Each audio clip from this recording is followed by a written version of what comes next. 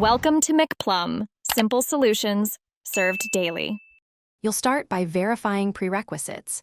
Make sure your device shows Windows 11 in S mode and that you're signed into an administrator Microsoft account. Once done, connect to Wi-Fi so the store can complete the change. Now open Settings, select System then Activation. Do not click any Change Product key links. Instead, find the section labeled Switch out of S mode and click the store link.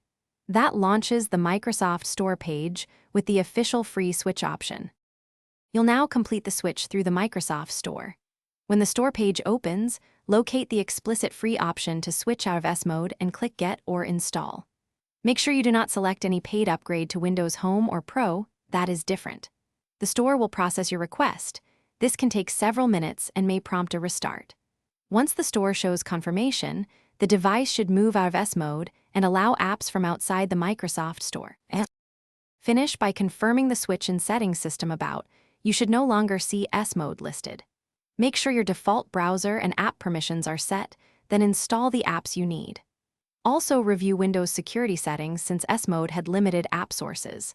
If something goes wrong, try signing out of the store and signing back in, run Windows Update, and attempt the switch again. If the store still fails, restart the device and retry. That resolves most transient errors. Thanks for watching. Stay juicy and subscribe.